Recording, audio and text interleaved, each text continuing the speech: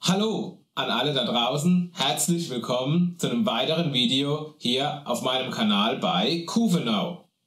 Schön, dass ihr dieses Video angeklickt habt. Heute wird es nur mal ein kurzes Video geben, denn eigentlich bin ich mitten in der Erstellung von einem größeren Video für euch.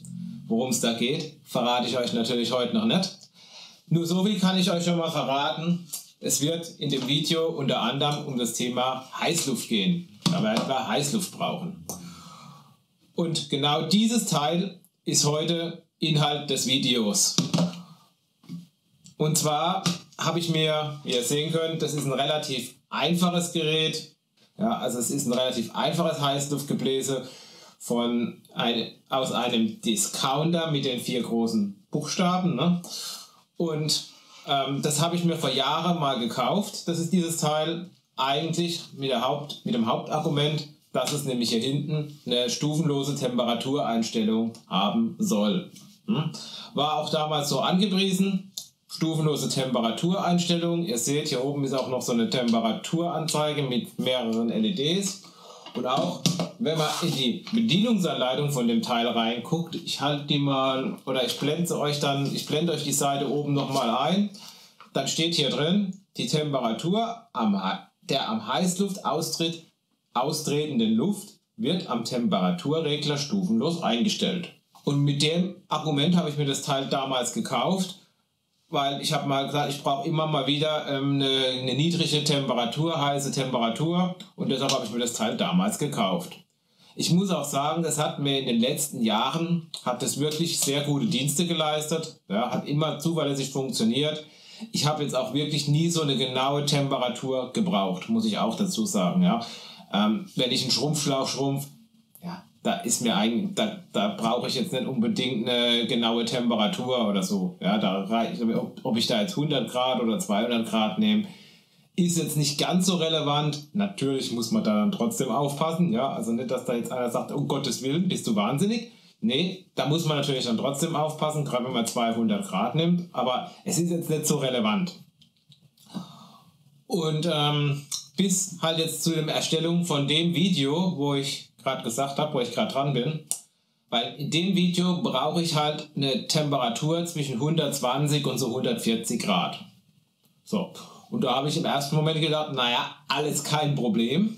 Ja, ich habe ja hier meinen Heißluftföhn. Ich habe jetzt 100 Grad und ich habe 200 Grad eine Anzeige. Dann drehe ich das Teil halt so lange, bis die 100 Grad LED angeht, und dann drehe ich noch ein Stück weiter und dann habe ich schon so ungefähr meine 120 bis zwischen 120 und 40 Grad.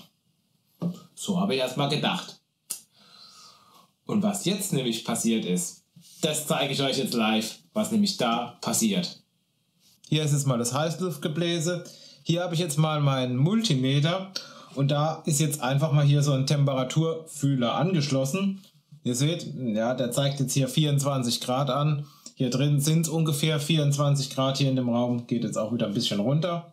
Und jetzt stelle ich das Gebläse einfach mal auf 100 Grad ein. Ich schalte es mal ein. Jetzt sehen wir erstmal, okay, hier leuchtet 50. Jetzt drehe ich einfach mal hoch, bis die 100 Grad angehen. So. Sind die 100 an? Und jetzt halte ich mal einfach mal hier in den Luftstrom meinen Temperaturfühler rein.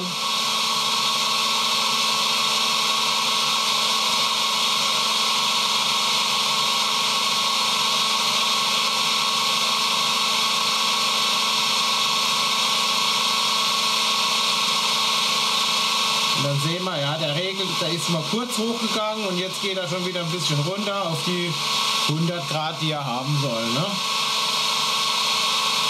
So, und jetzt drehe ich einfach mal hier an dem Rädchen ein bisschen weiter.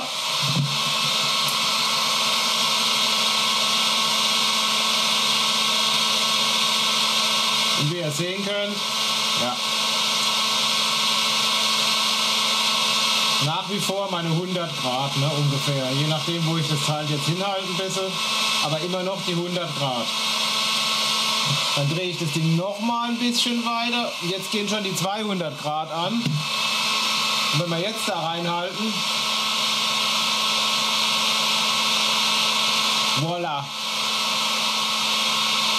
Ja, jetzt geht das Ding schon auf 200 Grad hoch. Ich will das jetzt gar nicht so lang machen, dass mein Temperaturfühler kaputt ist. Aber ihr seht, nichts stufenlos, ne? Weil bis die 200 angegangen ist, jetzt mache ich die wieder aus. Und dann sehen wir, ja, das Teil geht jetzt wieder schön nach unten.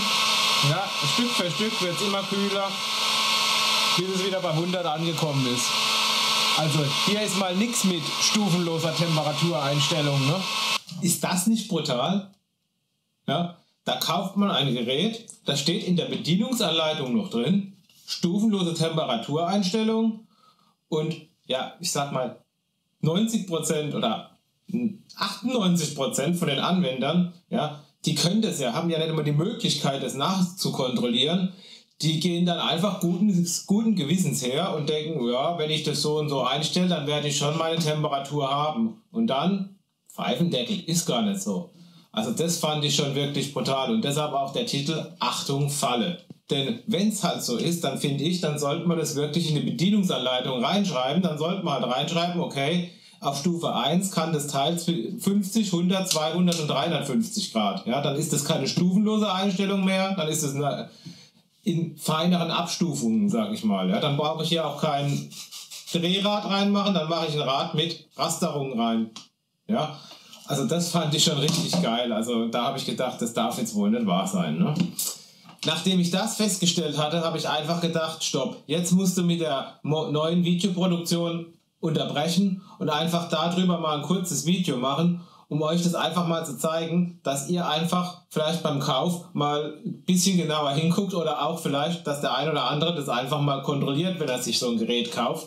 Weil ich sag mal, im Internet gibt es natürlich zig ähnliche Modelle, auch Preiswerte natürlich, ja, und einfach, dass er da vielleicht mal ein bisschen genauer drauf guckt, beziehungsweise dass er es vielleicht, wenn er das Gerät gekauft hat, auch mal nachkontrolliert. Ja.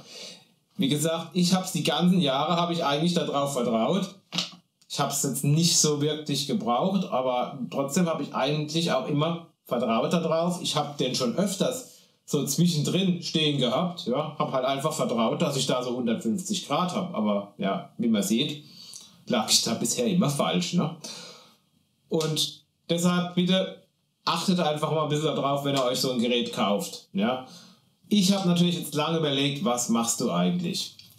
Kaufst du dir wieder so ein preiswertes Gerät und läufst damit Gefahr, dass es genauso wieder ist? Ja? Oder investierst du jetzt halt richtig in ein Profi-Gerät und gibst halt wirklich mal ein paar Euro mehr aus? Die Frage könnt ihr euch wahrscheinlich schon selbst beantworten, was ich gemacht habe. Und zwar habe ich mir jetzt ein Profi-Gerät von Bosch gekauft. Klar, ich verstehe jeden, der sagt, hey, für ein paar Anwendungen investiere ich nicht so viel Geld für so ein Profi-Gerät und ich will ja wirklich keine Werbung für irgendwelche Profi-Geräte machen. Gell? Also da distanziere ich mich davon.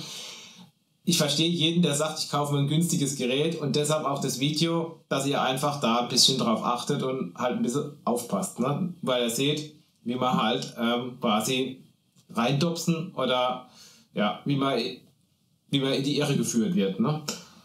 Jedenfalls zeige ich euch jetzt noch kurz, dass es halt bei dem Gerät wirklich viel, viel besser ist. Das stelle ich jetzt einfach mal auf 120 Grad ein.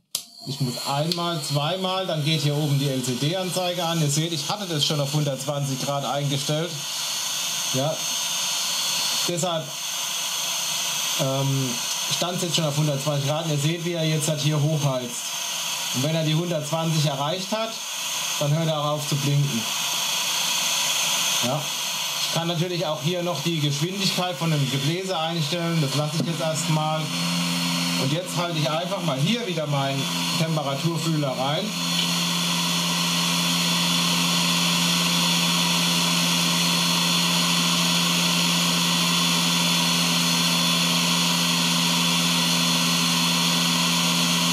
Und ihr seht, ja, der liegt so bei den 120 Grad. Mal ein bisschen mehr, mal ein bisschen weniger. Aber der packt es jedenfalls. Wenn ich jetzt hier halt sage, ich will zum Beispiel meine 130 Grad haben, ja, dann stelle ich halt hier die 130 ein. Jetzt gucken wir hier mal wieder.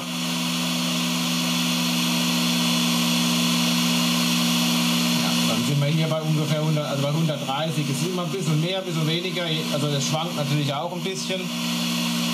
Und damit sind wir auch wieder am Ende dieses Videos angelangt. Schreibt mir doch einfach mal in die Kommentare, ob ihr schon ähnliche Situationen hattet. Ja, ob es euch schon mal selbst irgendwie so ergangen ist.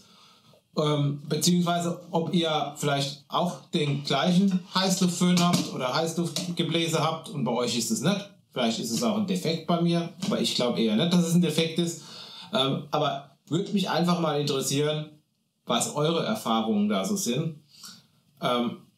Und ansonsten wünsche ich euch wieder eine gute Zeit und ich hoffe, wir sehen uns im nächsten Video wieder. Bis dahin, euer Björn.